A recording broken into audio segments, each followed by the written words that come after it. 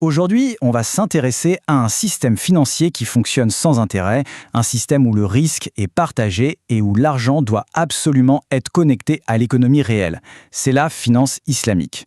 Et vous allez voir, ce n'est pas juste un tas de règles, c'est une philosophie complètement différente sur la manière dont l'argent devrait fonctionner.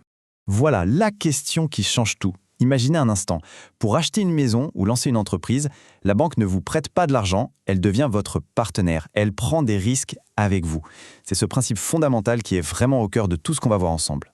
Alors rentrons dans le vif du sujet. Avant même de parler des différents produits financiers, ce qui est crucial, c'est de bien comprendre la philosophie derrière. Parce qu'en finance islamique, le pourquoi est au moins aussi important que le comment.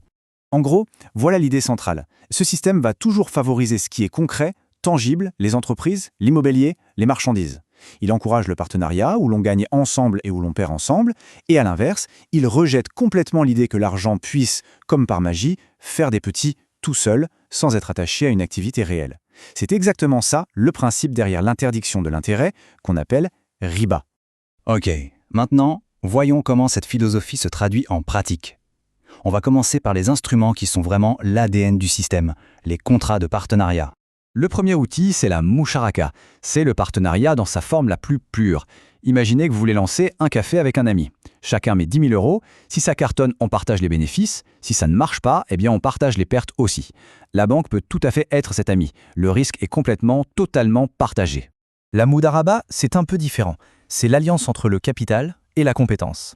Pensez à un investisseur qui croit vraiment en un entrepreneur qui a du talent. L'un a même tout le financement, et l'autre apporte son savoir-faire et son travail. C'est un moteur hyper puissant pour l'innovation, et ça repose entièrement sur la confiance. Alors c'est quoi la grande différence entre les deux? En fait, tout se joue sur la gestion des pertes. Dans la musharaka, si l'affaire tourne mal, tout le monde perd sa mise. Dans la mudaraba, seul l'investisseur perd son argent. L'entrepreneur, lui, il perd son temps et son travail, bien sûr, mais il ne se retrouve pas endetté. C'est une distinction qui est absolument clé. D'accord, mais qu'est-ce qui se passe si on ne veut pas créer une entreprise, mais juste acheter quelque chose, comme une voiture ou une maison?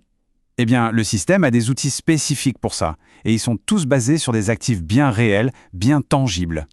L'Ijara, en fait, c'est super simple. C'est de la location, du leasing, tout bêtement. La banque achète une voiture, par exemple, et la loue à quelqu'un.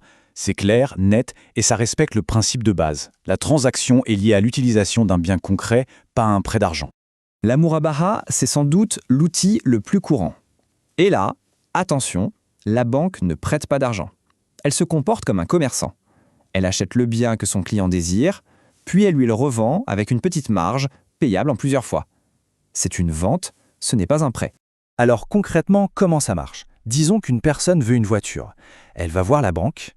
La banque va acheter cette voiture précise chez le concessionnaire. Ensuite, la banque la vend à son client à un prix fixe, qui inclut sa marge. Le client rembourse ce prix fixe par mensualité. Le point super important ici, c'est que le prix est fixé dès le départ et il ne bougera plus jamais. Allez, on passe maintenant rapidement sur 3 autres outils. Chacun a été conçu pour un besoin très particulier, l'entraide, le besoin urgent de liquidité et la rémunération de services. Le Cardassan, c'est vraiment tout le contraire d'un produit financier classique. C'est un prêt à but non lucratif. On prête 100, on est remboursé 200, point final. C'est un pur acte de solidarité pour aider quelqu'un à traverser une période difficile. Et voilà, ce chiffre dit tout. 0%. Zéro profit, zéro marge, zéro frais cachés. C'est l'outil de l'entraide par excellence. Le Tawarouk, lui, est un peu plus technique et il faut savoir qu'il est parfois débattu. C'est une solution pour obtenir de l'argent frais, du cash. Pour faire simple, la banque va organiser une série d'opérations d'achat et de revente de matières premières pour le compte de son client, avec comme objectif final de lui fournir de l'argent liquide. Et pour finir, ces deux-là concernent les services.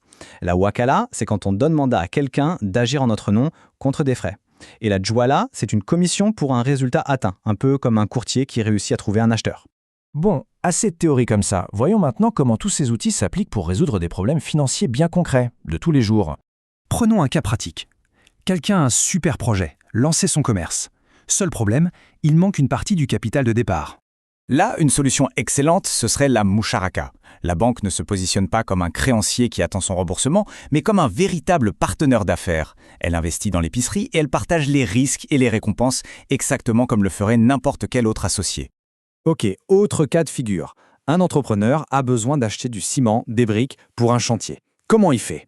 Pour ce besoin, la Murabara est parfaite. Pourquoi? Parce que l'entrepreneur sait exactement ce dont il a besoin. La banque va donc acheter ces matériaux spécifiques et les lui revendre à crédit à un prix convenu à l'avance. C'est une transaction commerciale très claire pour un besoin d'actifs bien précis. Ce tableau, il est vraiment super, parce qu'il résume tout ça en un clin d'œil. On voit très clairement quels outils impliquent un vrai partage des risques, comme la Musharaka, et quels autres sont plutôt des transactions commerciales, comme la Murabaha, où le risque n'est pas partagé de la même manière. Ce graphique est aussi très parlant. Il montre qu'il y a une sorte de hiérarchie. Les outils de partenariat pur, comme la Musharaka, sont considérés comme les plus solides d'un point de vue éthique, parce qu'ils incarnent parfaitement ce principe de partage des risques. A l'inverse, des outils comme le Tawarruk, même s'ils sont autorisés, sont plus bas dans ce classement parce qu'ils ressemblent un peu plus à des mécanismes de dette. Finalement, au-delà de tous ces mécanismes, la question de fond reste. Quand on regarde notre économie mondiale, qui est si dépendante de la dette, on peut se demander que se passerait-il si plus d'acteurs financiers agissaient non pas comme des prêteurs, mais comme de véritables partenaires? Est-ce qu'un système qui lie plus fortement la finance à l'économie réelle ne serait pas au final plus stable, plus résilient? C'est une question qui mérite vraiment qu'on y réfléchisse.